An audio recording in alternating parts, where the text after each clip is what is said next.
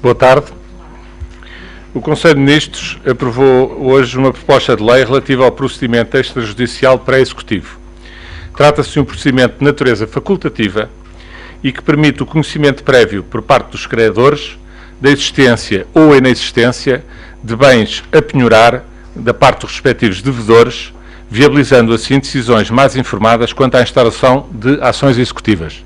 Com a aprovação deste procedimento pré-executivo, na prática, o que se pretende é não apenas uma informação prévia aos credores, como também evitar a necessidade de interposição de ações nos tribunais, que muitas vezes depois não têm sucesso possível, uma vez que nessas ações executivas se venha a determinar que não existem bens a penhorar. Todas as garantias ficam adequadamente salvaguardadas, uma vez que os procedimentos para este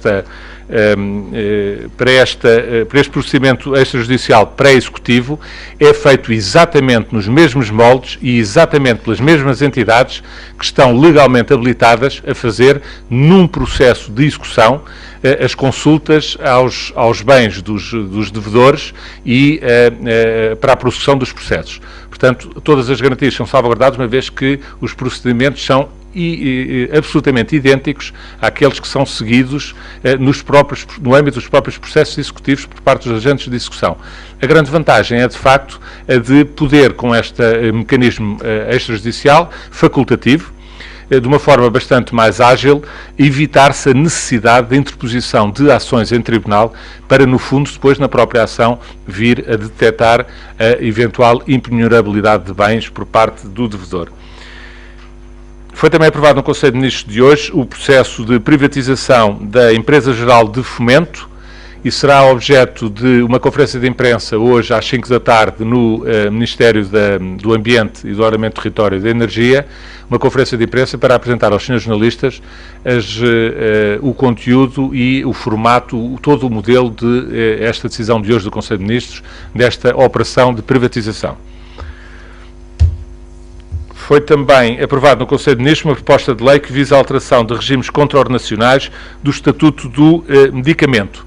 Trata-se de uma alteração que tem por objetivo indexar aquilo que são as sanções decorrentes das infrações ao Estatuto do Medicamento, poderem ser não apenas em termos de aplicação de coimas num quantitativo ou em dinheiro, esse quantitativo poder ser indexado ao volume de negócios das entidades infratoras, seguindo aquilo que é o regime que já existe em algumas outras áreas de contraordenacionais, como é do vosso conhecimento, e que nesta área em que está em causa a saúde pública, parece mais adequado fazer uma indexação ao volume de negócios de cada uma das entidades para o próprio regime sancionatório. Foi também aprovado no Conselho de Ministros uma proposta de lei em transposição de duas diretivas comunitárias relativas ao acesso aos cuidados de saúde transfronteiriços na área do Ministério do Serviço Nacional de Saúde. Com esta diretiva, na prática, o que impõe é que qualquer cidadão de um Estado-membro possa realizar cuidados de saúde noutro Estado-membro, havendo o direito de reembolso, neste caso, no caso nacional, por parte do Serviço Nacional de Saúde, pela medida da despesa que teria o Serviço Nacional de Saúde se esses cuidados fossem prestados em Portugal. Portanto, há o limite de despesa, que é o limite caso os cuidados de saúde fossem prestados dentro do Serviço Nacional de Saúde em território nacional, haverá o valor que é pago pelo Serviço Nacional de Saúde é aquele que pode ser reembolsado ao cidadão que, de acordo com as regras que decorrem destas diretivas, possa vir a realizar esses cuidados em território de qualquer outro Estado-membro. Foi também aprovado hoje no Conselho de Ministros um diploma que modifica o valor dos descontos a efetuar para os subsistemas de proteção social, a saber, ADSE, ADM e SADs. Trata-se da concretização daquela matéria que foi anunciada pelo Governo quando da decisão do Tribunal Constitucional de declarar inconstitucional algumas as normas relativas à convergência de pensões em pagamento. Na altura, como se recordarão, o Governo anunciou logo, o Conselho de Ministros tomou a decisão de o problema orçamental que estava criado por essa decisão ser colmatado através de uma recalibração da Contribuição Especial de Solidariedade, o que está neste momento na Assembleia da República no Orçamento Retificativo, uma vez que se trata de matéria que pressupõe a alteração do Orçamento de Estado, e, por outro lado, foi anunciado também pelo Governo, haveria um aumento das prestações para os subsistemas de saúde em 1 ponto percentual, e o diploma hoje aprovado no Conselho de Ministros, na sequência dos contactos que houve com as entidades representativas dos trabalhadores e dos membros das forças militares e das forças de segurança, trata-se da concretização dessa medida então anunciada. A alteração que eu gostava de transmitir aos senhores jornalistas relativamente às intenções iniciais do Governo, e que decorreu exatamente dos contactos com as estruturas representativas, quer dos membros das forças de segurança, quer dos membros das forças militares, é de que a intenção dessas estruturas foi contrária à intenção do Governo inicial de passar os sistemas da ADM e os sistemas de SAD de obrigatórios a facultativos. Foi solicitado por essas entidades, todas contactadas pelo Governo, nessas audições que houve por parte do Governo com elas, que o entendimento é de que deve manter-se o caráter obrigatório, no caso do ADM e no caso das SADs, destes dois subsistemas. E, portanto, o diploma, hoje aprovado em Conselho de Ministros, segue essa orientação. O Conselho de Ministros aprovou também um diploma que atribui ao Instituto de Financiamento da Agricultura e Pesca, o IFAP, a coordenação e gestão da intervenção dos programas comunitários, reforma antecipada do Plano de Desenvolvimento Rural, bem como do programa RURIS. O Conselho de Ministros aprovou ainda um acordo sobre a concessão de visto para estudantes nacionais de Estados-membros da Comunidade dos Países de Língua Portuguesa. Um outro acordo internacional, neste caso, o Protocolo de Genebra relativo à proibição do emprego na guerra de gases asfixiantes tóxicos ou similares. Neste caso, não se trata da adesão de Portugal a este acordo internacional, uma vez que essa adesão de Portugal é uma adesão muito antiga, mas sim da retirada de uma reserva que, quando da adesão, Portugal tinha mantido tinha colocado neste acordo, e que tinha que ver, no fundo, com a reciprocidade, ou seja, havia uma reserva colocada pelo Governo português quando da adesão a este acordo, segundo a qual Portugal só estava obrigado a respeitar este acordo quando estivesse em confronto com outros Estados, outros países que fossem também tivessem também aderido a este acordo. Portanto, havia uma lógica de reciprocidade. A decisão hoje tomada no Conselho de Ministros é de retirar essa reserva e, portanto, Portugal, independentemente de os outros países terem ou não terem aderido a este acordo, renuncia definitivamente, em qualquer circunstância, à utilização em guerra de gases asfixiantes, tóxicos ou similares. Referir ainda que o Conselho de Ministros aprovou a extinção do Centro Psiquiátrico de Recuperação de Montachique, no Concelho de Loures, uma vez que a extinção deste centro psiquiátrico tem que ver com a reordenação, na sequência da Lei de Bases da Saúde Mental, a reorganização destes serviços através de outros departamentos do Estado. Com a extinção deste centro psiquiátrico, os bens afetos a este centro, que estão situados no Concelho de Loures, revertem naturalmente para o património do Estado, que agora lhes dará o destino que for entendido mais adequado. Por último, referir que foi aprovado no Conselho de Ministros a nomeação dos membros do Conselho de Administração do Centro Hospitalar do Porto, tendo sido reconduzidos 4 dos seus membros e apenas substituído um deles, passando a integrar a administração deste centro hospitalar também o Dr. Rui Manuel Oliveira Pedroso. Fica à disposição dos senhores jornalistas para questões que queiram colocar. Boa tarde, Sr. Ministro. Joana Nabais, da SIC. Em relação à privatização da EGF, eu sei que remeteu para a conferência de imprensa que acontecerá esta tarde. Em todo o caso, queria pedir-lhe que, em traços gerais, nos dissesse, no fundo, quais são os moldes deste negócio. Se confirma a privatização a 100%, em bloco, por concurso público, enfim, qual foi a estratégia definida pelo Governo para essa privatização, sem querer antecipar todos os pormenores que serão conhecidos mais à tarde. Queria lhe perguntar também em relação ao diploma que aumenta o valor dos descontos para os subsistemas de saúde. quando é que é a previsão para a entrada em vigor, ou seja, a partir de que mês é que os trabalhadores vão começar a ter descontos maiores no ordenado. E para já penso que é tudo. Não, queria perguntar-lhe também sobre um diploma que, segundo apurámos, esteve também em cima da mesa e que tem a ver com a discussão que foi feita ontem na Concertação Social, que é a questão dos despedimentos por extinção de posto de trabalho. Se os traços gerais que foram definidos ontem, foram comunicados ontem na Concertação Social, são aqueles que constam da proposta do Governo, se essa proposta já está completamente fechada ou não, e quando é que será então remetida ao Parlamento?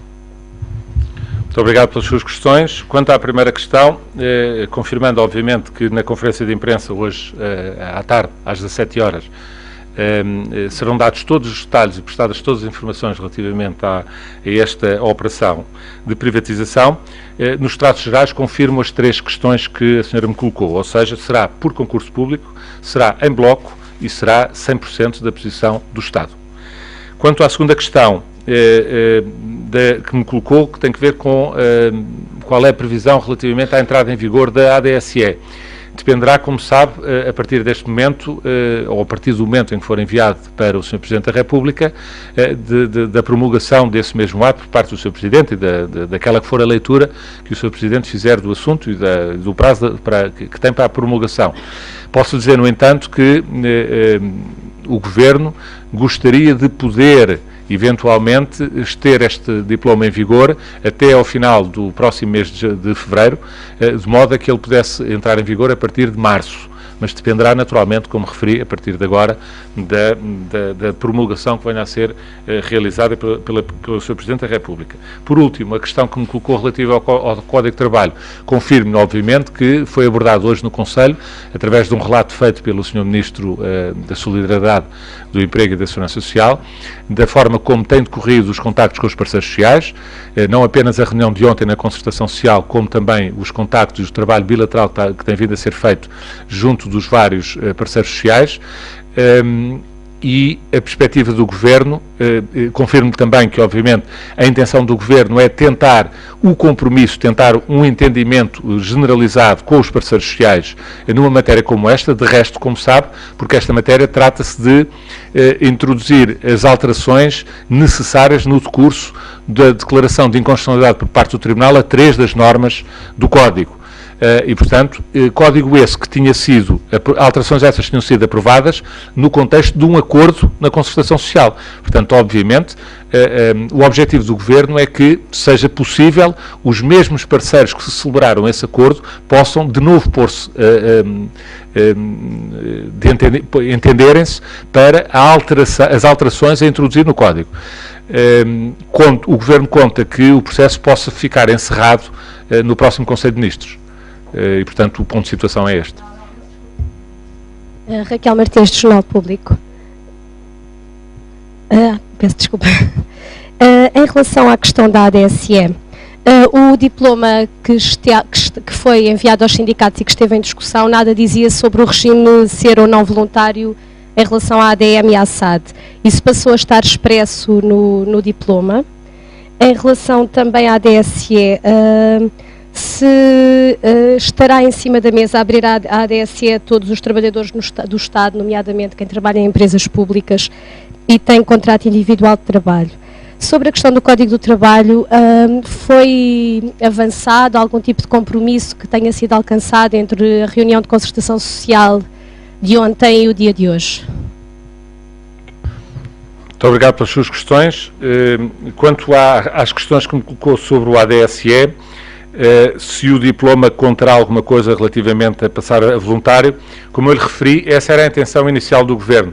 Não passando, não fica lá nada, porque mantém-se a situação atualmente vigente. Portanto, não haverá nessa matéria alteração. O diploma, de resto, é um diploma muitíssimo simples que se limita a alterar o percentual dos descontos. E, portanto, não será mexido o resto, uma vez que no decurso, como lhe referi, dos contactos com as estruturas representativas dos beneficiários, foi entendido, no caso da ADM e no caso das SADs, foi entendido foi manifestado ao Governo o entendimento de que não deveria passar a voluntária, deveria manter-se no regime atual, e assim será feito, e portanto não haverá alterações nesse plano.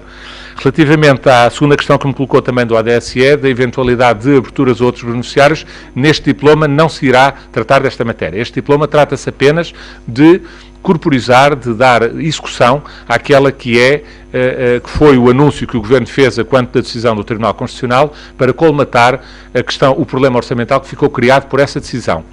Essas matérias, no entanto, não deixarão de estar sobre a mesa e de ser equacionadas pelo Governo, mas elas, como calcula, têm que ser devidamente estudadas, nomeadamente através de estudos atuariais que possam apontar para o custo e o custo, quer para o serviço em termos de financiamento da entrada eventual, do alargamento eventual dos beneficiários, quer da autossustentabilidade que o sistema terá ou não a partir daí. Porque, como sabe também, tudo isto estava previsto nos próprios memorandos, que é caminhar-se para, caminhar-se para o autofinanciamento, a autossustentabilidade destes próprios subsistemas. É não apenas a questão do alargamento aos beneficiários, já agora acrescento também, é não apenas nas situações que a senhora colocou, como também existe a parte, nomeadamente, por exemplo, das forças de segurança, foi colocada também sobre a mesa a hipótese de ser estudado o alargamento a familiares dos membros das forças de segurança. Portanto, qualquer alargamento beneficiário não é agora, não consta agora desta medida. Esta medida tem que ver apenas com a resolução do problema orçamental criado pela decisão do Tribunal Constitucional. Todas as outras matérias, naturalmente, que continuarão a ser estudadas e estão a ser estudadas, quer pelos ministérios envolvidos, nomeadamente pelo Ministério da Defesa Nacional e pelo Ministério da Administração Interna, em conjunto com o Ministério das Finanças. A última questão que me colocou tem que ver com o Código de Trabalho. Eu já respondi, penso à sua colega, em traços gerais, que o Governo, aquilo que é a intenção do Governo. Acrescentaria apenas que, de facto, naquilo que foi o resultado da reunião de ontem, sim, o Governo irá densificar mais os critérios, que é a questão que foi mais abordada, tem sido mais abordada com os parceiros, os critérios para as situações de extinção do posto de trabalho e de cessação do vínculo laboral por extinção do posto de trabalho, densificação desses critérios e ordenamento hierárquico desses critérios. Portanto, estes dois pontos foram já discutidos pelo Governo com os parceiros sociais e a intenção do Governo, obviamente, ir ao encontro dessas preocupações também. A RTP Informação perguntava-lhe se pode concretizar, nomeadamente já o disse, em relação à privatização da Empresa Geral de Fomento do Grupo Águas de Portugal, que será a 100%, esta privatização também através de concurso público, se não me falha a memória. Perguntava-lhe, era inevitável? Que encaixe conta fazer o Governo? Fala-se em 200 milhões de euros, e o que é que vai acontecer aos recursos humanos que estão envolvidos em todas essas empresas, no fundo?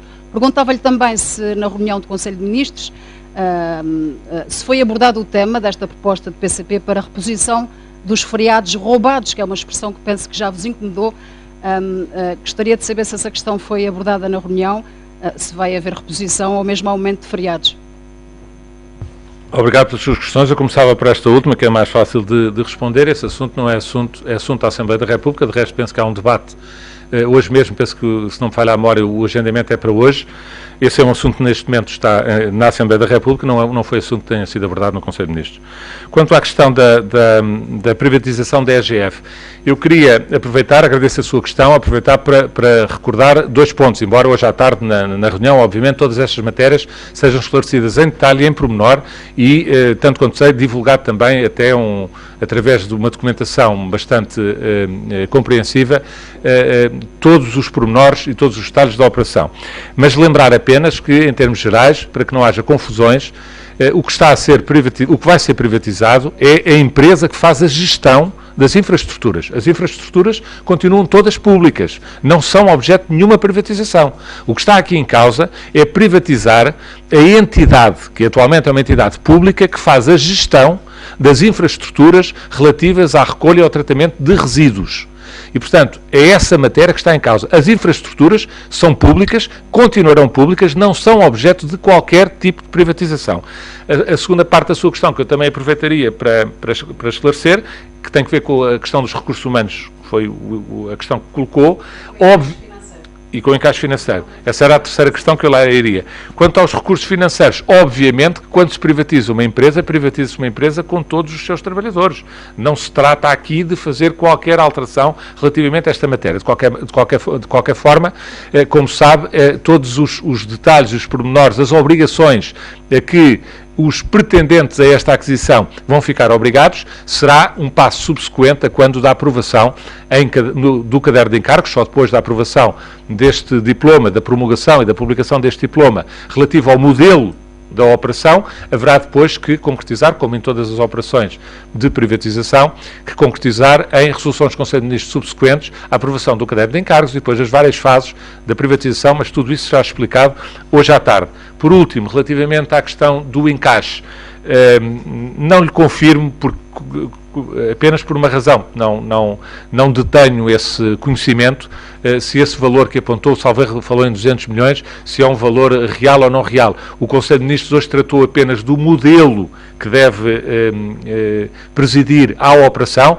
modelo de concurso público, modelo em bloco e modelo da totalidade do capital detido pelo Estado, que não, como sabe, há uma parte do capital que é detido pelas autarquias e esse ficará na disponibilidade das autarquias participar ou não na operação, isso será explicado à tarde, os moldes em que isso pode ser feito. Não foi tratado, obviamente, nem podia ser, nem devia ser, hoje, qualquer expectativa relativamente à questão de encaixe. Isso terá que ver depois com a sequência do processo, uma vez publicada o diploma da operação de privatização e quando a operação arrancar e, designadamente, quando forem aprovados os passos seguintes de toda a operação. Chega das empresas que se perfilam, nomeadamente do CLI, na imprensa económica, desde Águas de Pequim, Teixeira Duarte, Motengil, o Governo estabelece nesse caderno de encargos, já tem a partir de alguma preferência, não tem qualquer prioridade quanto a capitais estrangeiros. Em relação a essa questão, pode precisar avançar mais algum pormenor? A única coisa sobre isso que eu, obviamente, não posso deixar de dizer nesta altura é que, tratando-se de um concurso público, é um concurso público internacional e, portanto, não há prioridade nenhum relativo à nacionalidade dos capitais. Nesta, como em todas as outras operações, penso que este Governo já deu provas cabais em todos os processos de privatização que conduziu até ao momento, por um lado, total transparência em todos os processos e, por outro lado, de não ter preferências de natureza política relativamente aos processos. Portanto, as questões são analisadas rigorosamente, com toda a transparência, de acordo com os requisitos e as regras que são estabelecidas nos cadernos de encargos. Não lhe posso adiantar regras porque o caderno de encargos não está elaborado e não esteve sobre a mesa hoje no Conselho de Ministros. Catarina Pereira, do Jornal de Negócios, boa tarde. Em relação ao Código do Trabalho, explicou aqui que a intenção do Governo é densificar os critérios que estão na proposta. O que eu gostava de perceber é se é densificar face à proposta que foi ontem conhecida ou se está a referir àquilo que já foi feito. Portanto, o que quero perceber é se vai haver ainda uma maior densificação e se puder dar alguns exemplos, explicar-nos em que é que isso consiste, agradecemos. Em concreto, a hierarquização de que falou põe em primeiro lugar a avaliação de desempenho. A proposta que foi ontem conhecida não diz que período de trabalho é que essa avaliação deve dizer respeito, quando é que essa avaliação tem que ser feita, nem como é que essa avaliação tem que ser feita, o que, na opinião dos especialistas, abre a porta a que as empresas possam fazer, por exemplo, uma mera entrevista, já depois de ter, por exemplo, terem decidido o despedimento e, portanto, que possam fazer como entenderem. A minha pergunta é se a intenção do Governo é garantir às empresas essa liberdade de fazerem a avaliação de desempenho como entenderem, porque ela não está regulamentada na lei, ou se existe a intenção de limitar a forma como isto pode ser feito e a data em que pode ser feito. Obrigada. Já agora, só mais duas questões sobre a ADSE. Em relação à ADSE, é uma das medidas que faz parte do Plano B. Eu gostava de saber se nos pode explicar qual é que vai ser então o impacto do aumento da ADSE e do alargamento da SES, que é uma questão que nunca ficou cabalmente esclarecida. E, finalmente, quando fala de novas medidas que podem estar a ser estudadas, que não constarão deste diploma que hoje foi aprovado, gostava de saber se a intenção é, por exemplo, que os cônjuges dos militares tenham que passar a pagar para ter acesso à ADSE e quanto é que têm que pagar. Obrigada. Obrigado. Eu começava por estas últimas questões que me colocou da ADSE, parece-me que são mais simples. Relativamente à questão da ADSE, a estimativa que o Governo tem relativamente a este aumento com participação por parte dos beneficiários foi anunciado na altura e anda na ordem dos entre 150 e 160 milhões de euros. Eu digo na ordem porque, obviamente, como sabe, estes valores não são valores exatos, até porque, em cada momento, o universo total de beneficiários destes subsistemas, não é só a ADSE, por comodidade a senhora disse a ADSE, mas, como sabe, são 3 subsistemas, mas eles são variáveis, principalmente, desde logo porque a ADSE, que é de longe o grosso da coluna, imagino que sejam mais de 90% do conjunto dos beneficiários, mas não tenho esse número exato, é um sistema voluntário e, portanto, hoje são uns beneficiários, amanhã podem não ser, e, portanto, a estimativa nunca pode ser uma estimativa rigorosa. Quanto à segunda questão que me colocou também, sobre a questão dos subsistemas, a questão dos cônjuges dos militares. Como eu referi, essa matéria é uma matéria que está sobre a mesa, existe uma proposta de resto que tem vindo a ser apreciada e trabalhada pelo Ministério da Defesa Nacional com o Ministério das Finanças. O Ministério da Administração Interna também tem vindo agora a participar nessa discussão, precisamente por também ter subsistemas próprios para as forças de segurança, mas não é matéria que seja tratada neste diploma. Repito, este diploma apenas tem que ver com a solução a encontrar face à decisão do Tribunal Constitucional que criou um problema orçamental que é conhecido e que o Governo anunciou na altura, logo no início do mês de janeiro, que seria resolvido de 2 maneiras. Seria resolvido através de uma recalibração da Contribuição Especial Extraordinária de Solidariedade e através de uma alteração, de uma antecipação do autofinanciamento dos subsistemas de saúde, que já estava previsto nos memorandos e que se antecipa já para arrancar a partir de 2014, em grande medida, embora o Governo ainda se mantenha nesta fase com o Governo, quer dizer, o Estado, ainda se manterá nesta fase com alguma comparticipação para os subsistemas. Quanto à outra questão que me colocou sobre o Código de Trabalho, no fundo a questão que, se eu bem entendi as suas perguntas reconduzem-se àquilo que é a densificação que vai ter que ser feita dos próprios critérios. Colocou depois a questão se essa densificação era face ao texto atualmente em vigor ou face à proposta apresentada. Não, face à proposta apresentada. Portanto, exatamente, apresentada ontem, exatamente. Ou seja, como eu lhe referi, a intenção do Governo, como não podia deixar de ser politicamente, é de que a alteração que é para fazer num texto que tinha sido acordado, tinha sido objeto de um acordo tripartido na concertação social, o Governo gostaria que essas alterações continuassem a ser também fruto do entendimento entre as mesmas partes desse mesmo acordo. E, portanto, a proposta que apresentou ontem aos parceiros sociais é que tem vindo a trabalhar com os parceiros sociais. Como sabe, não foi só ontem, porque já tem vindo a haver contactos bilaterais e continuam a haver. Tem o objetivo de densificar aquilo que ontem foi colocado sobre a mesa. Foi muito a discussão, o debate que houve ontem na concertação foi muito em torno exatamente da necessidade, por um lado, de se densificarem, objetivando melhor os critérios que presidirão a esta nova regulação, como, por um lado, também há necessidade de hierarquização, de colocar uma ordem hierárquica na aplicação desses mesmos critérios. Aí caio na sua segunda questão, ou na segunda parte da sua questão, que tem que ver com o critério da avaliação. Eu penso que a questão que a senhora colocou tem que a resposta tem que ver com a densificação que vai ser trabalhada por esse mesmo critério. Ou seja, não está fechado, por isso é que eu lhe estou a dizer, se estivesse fechado, o Governo teria aprovado hoje e eu estaria aqui, provavelmente com o Sr. Ministro do Emprego, a anunciar qual é que era a proposta que ia ser enviada para a Assembleia da República. O Governo ainda está a ponderar, foi feito hoje o relato político do estado da negociação ou da concertação que tem vindo a ser desenvolvida com os parceiros sociais, que ainda não está fechada em definitivo e que o Governo conta poder fechar na próxima semana para, a partir daí, depois enviar a proposta de lei para a Assembleia da República. Portanto, a resposta cabal às suas dúvidas, eu penso que só para a semana é que poderão ser satisfeitas. A ideia é também o critério da avaliação. Todos os critérios da proposta, se os senhores jornalistas conhecem a proposta que foi colocada sobre a mesa na reunião de ontem, todos aqueles critérios serão objeto, ou estão a ser objeto, de uma densificação para objetivar mais ainda aquilo que é o conteúdo útil daquela norma, daquele artigo do Código de Trabalho. A minha pergunta... Exatamente. Em primeiro lugar, queria lembrar-vos que a questão da SES não esteve hoje no Conselho. Portanto, estão a fazer uma pergunta que eu vou responder de memória, porque não é assunto que tenha estado hoje no Conselho. O que esteve hoje no Conselho foi a questão dos subsistemas de saúde.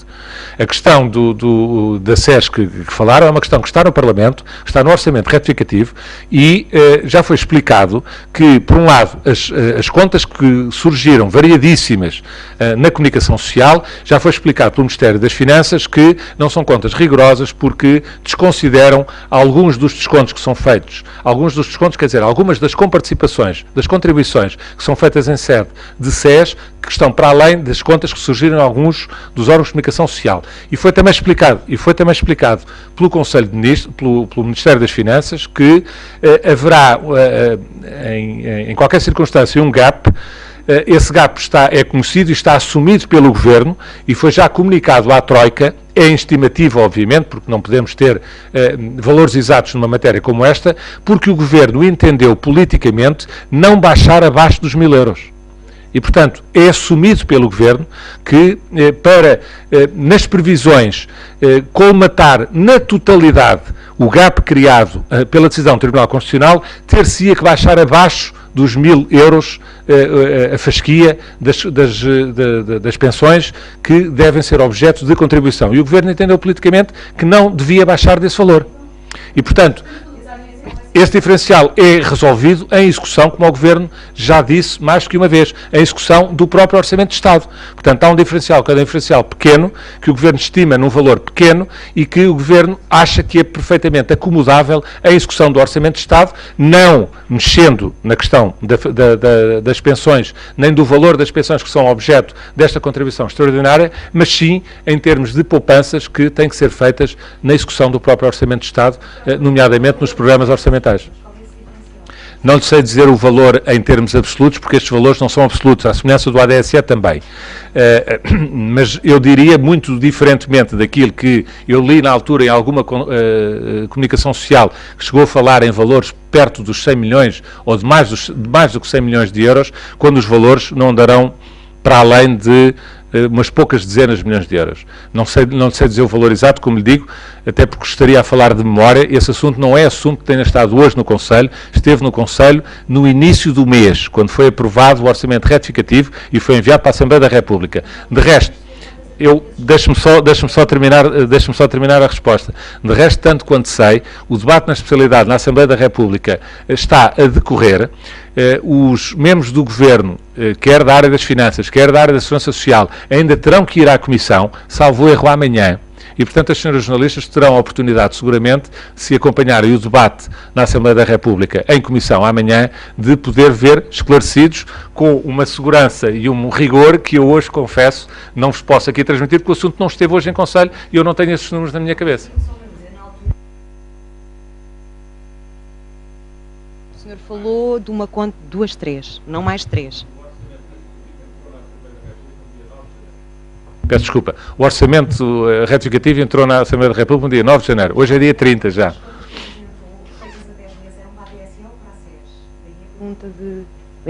Feitas a 10 meses eram para a DSE. Ok. Feitas a 10 meses eram para a DSE, porque é evidente que a estimativa do Governo, isso sei-lhe dizer com rigor, a estimativa do Governo é que a alteração decorrente da SES, que é do orçamento retificativo, só entra em vigor a partir do dia 1 de abril, portanto no segundo trimestre. E, portanto, 9 meses. É tudo. Muito obrigado.